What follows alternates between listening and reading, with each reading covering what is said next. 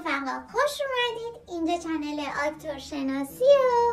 توی این ویدیو خاتمه سریال بازنده رو داریم.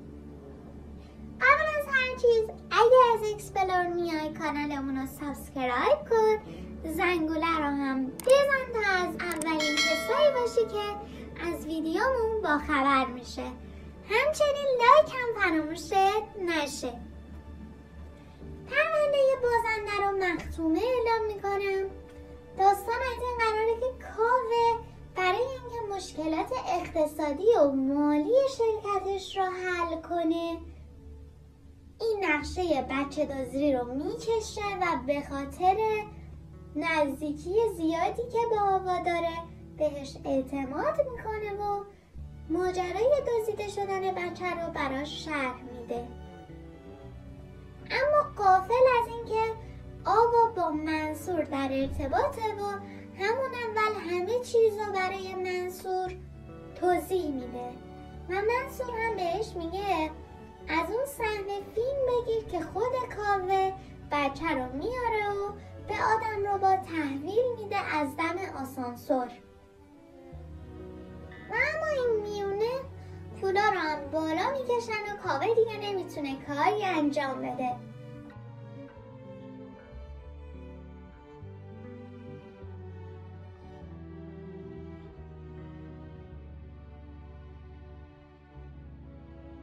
اون شب آوا به ارغوان سیگار میده تا بکشه و همون سیگار باعث گیجی و اختلال توی حافظه ارغوان میشه و منصور که با نقشه زیرکانه خودش نقشه رو از کاوه میدزده و اون پولا رو در نهایت بالا میکشه.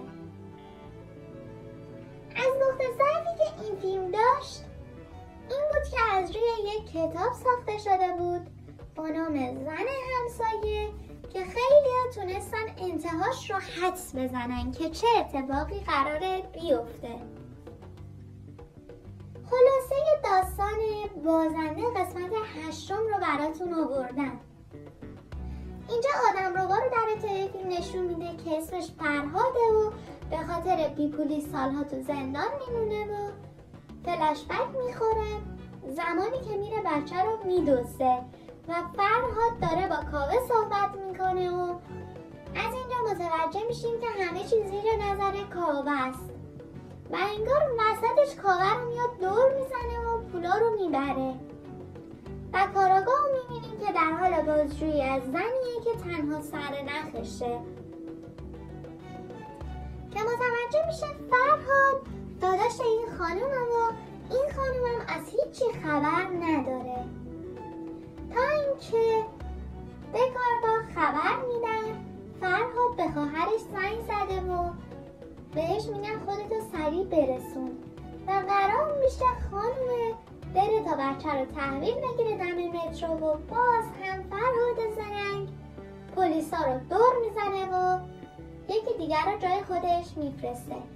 پلیس همچنین سرنخهای دیگه هم پیدا میکنن که در حال پیگیری هن تا اینکه آوا از بیرون میاد خونه و میبینه همسرش حمید اون فلش رو پیدا کرده از زیر پارکت که در رابطه با بچه بوده و میفهمه آوا هم با آدم دزدا همدسته و میخواد زنگ بزنه به پلیس که آوا هولش میده و میفته و سرش به میخ برخورد میکنه و میمیره.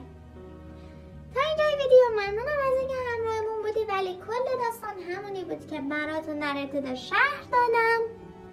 اگه از اکسپلور میای کانالمون رو سابسکرایب کن و زنگوله رو فشار بده تا از اولین کسایی باشی که از ویدیومون با خبر میشه. قربونتون برم. خدا نگهدار.